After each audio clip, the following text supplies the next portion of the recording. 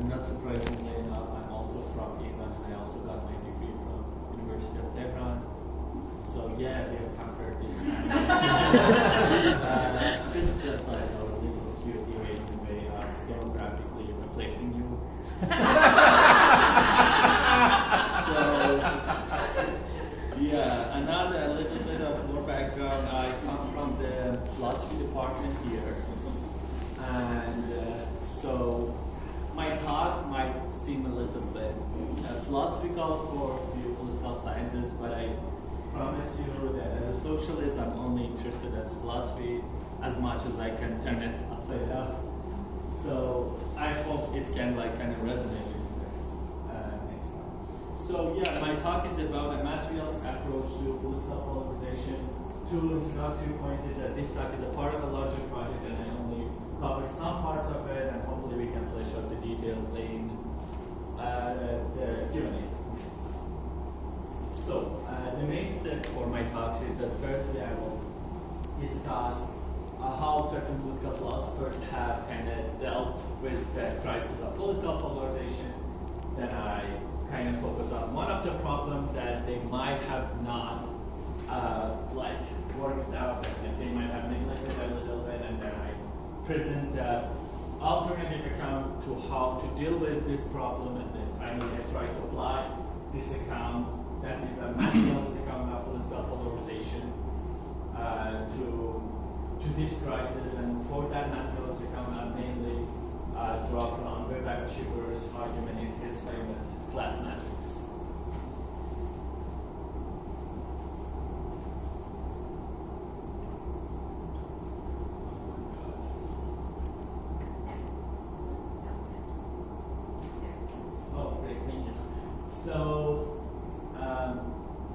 So in response to the current political polarization crisis and the rise of left-wing populist politics in U.S. and other countries, there has been a very vibrant, interesting literature emerging in different academic circles and philosophical journals, kind of trying to address the question. And analytical political philosophers, being analytical political philosophers, kind of try to break down the crisis into different concepts and try to address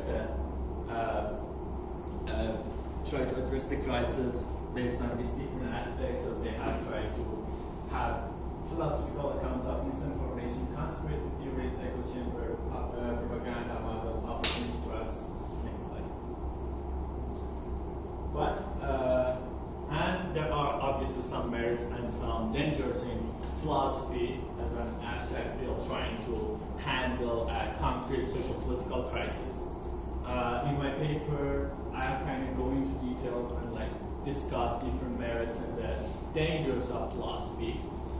Here I just only focus on one danger that I call cultural framework of analysis. So what is the problem here? Newman is one of the most prominent philosophers, analytical philosophers, dealing with this question. And he is so brilliant in other areas, kind of avoiding other dangers like decontextualizing or dehistoricizing or kind of idealizing the crisis into philosophical formula instead of addressing the concrete socio-historical reality of it. So he's good at the perspective, but there is still a problem that I think is kind of missed in the literature, and that's that the political polarization is kind of defined based on different cultural phenomena. A lot of phenomena like epistemic bubbles, echo chamber conspiracy theories, and Newman kind of describes these phenomena based on availability of certain epistemic sources and some of the typical psychological or cognitive biases of the social actors are the main features of the epistemic environment. So political polarization is kind of understood to be mainly consisted of actors interacting with each other and working and practicing on some cultural products in an epistemic environment. And the unit of analysis here is mainly social actors, their epistemic cultural environment, and their motivation and their perception. That's totally fine. But a problem that comes into picture, which I call culturalist policy or culturalist framework analysis that when we ask this question, that what about other cultural phenomena that might interact with these cultural phenomena of conspiracy theory or echo chambers, and maybe we have certain cultural phenomena that are more fundamental and are like have a role in shaping or adjusting these other cultural phenomena, and how we should address this interaction. So culture as a whole is not kind of addressed, and how these other supposedly more fundamental cultural phenomena can be in relation with more deeper social structures, or like more material fundamental part of our social life. So one might raise the objection that, okay, like analytical philosophers just like address one small part of the question, they do not have the whole picture. My counter-argument would be something around the line that in order to understand concrete social phenomena, you have to have a dialectical method in which like you address the whole general picture, and you cannot have a concrete picture of reality by just gluing together abstract pictures of different parts of reality. So you have to move from the beginning, from the get-go, having your background, the holistic cultural domain and the social domain that kind of mediate that political crisis. So, here's it.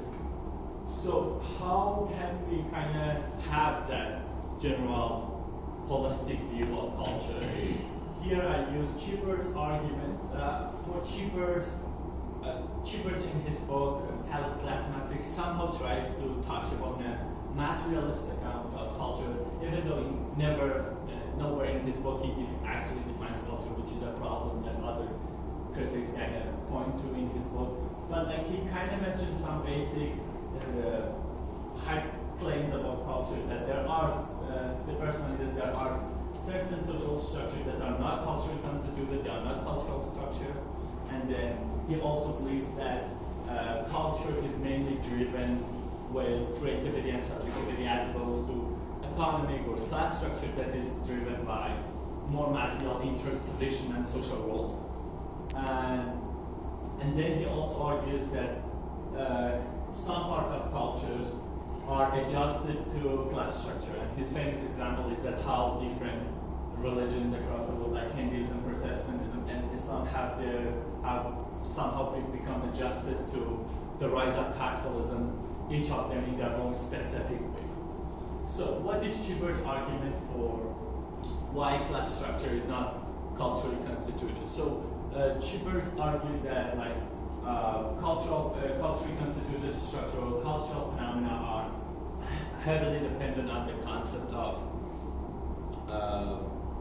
interpretive work and cultural competence of social actors involved there. And interpretive work of social actors is a highly contingent, fallible process, and that leads to highly variable nature of cultural phenomena. And if you can find a structure that is not highly contingent and fallible, highly dependent on the fallible and contingent interpretive work of social actors, then we might find something that might not, a social structure that is not predominantly culturally constituted, and he calls that structure a class structure. So, and class structure for Chipper, because like workers and capitalists in their interaction are mainly driven by their interests and their roles, and like the role of culture in this sort of interaction is kind of subordinated to role of the positions and the roles and interests that they have. Okay, so another conclusion that Chipper's kind of takes from his materialistic account is that most of the time workers do not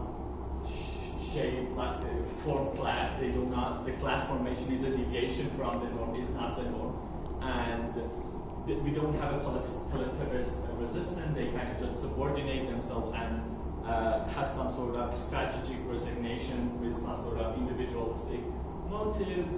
And in that case, ideology for Chiber is when we kind of rationalize this life decision of kind of subordinating ourselves to this class structure.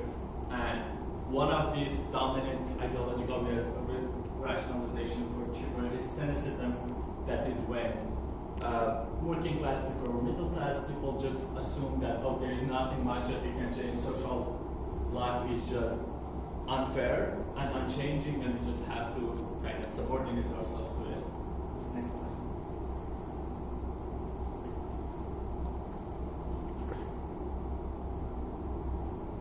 Okay, so how can this account help us? Let's assume a guy named Joe, and we want to understand. So Joe is kind of hooked up on different conspiracy theories and misinformations, and his interaction with his surrounding kind of participate in kind of making the political polarization even worse.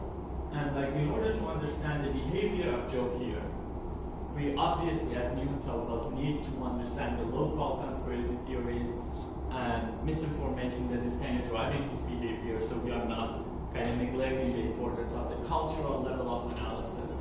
However, next slide.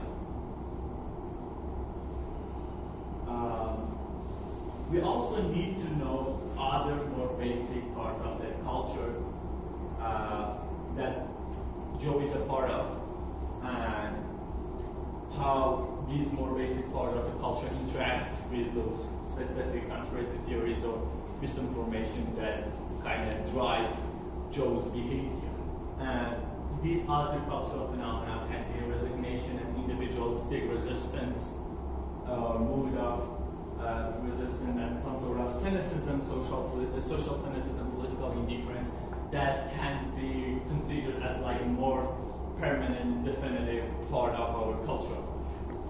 By why we should consider this part of culture as more fundamental than other parts of culture. So here's what I argue for here.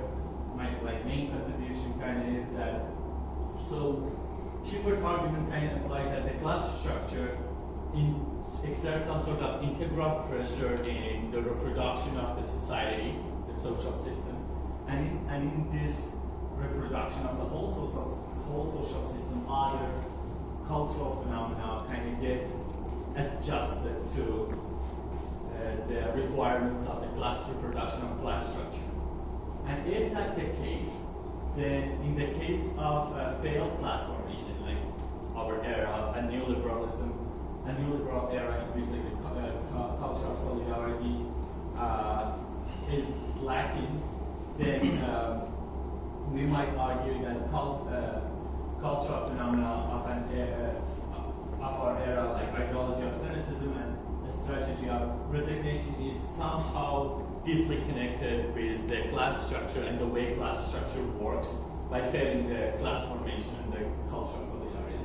In that way, we can argue that these features of our cultural life are more definitive in terms of being more resilient to change and more permanently there. And other cultural phenomena like echo chambers and fake news are kind of somehow adjusted to this more definitive part of culture in the process of social reproduction. Next final slide. Okay, so if I'm right, this theory kind of makes an empirical prediction, and that empirical prediction is that phenomena like fake news and epistemic bubbles are mediated and conditioned by more fundamental facts of our culture, that is like ideology of cynicism and strategy of resignation. And there are actually few loosely rated empirical studies. There is one published in 2022, I guess, on optimism, pessimism, and conspiracy theories in COVID-19 related behavior, and the result there suggests that people who are optimists, who have like higher level of general trust, tend to like not be they tend to be less involved in conspiracy theories and kind of have preventive behavior towards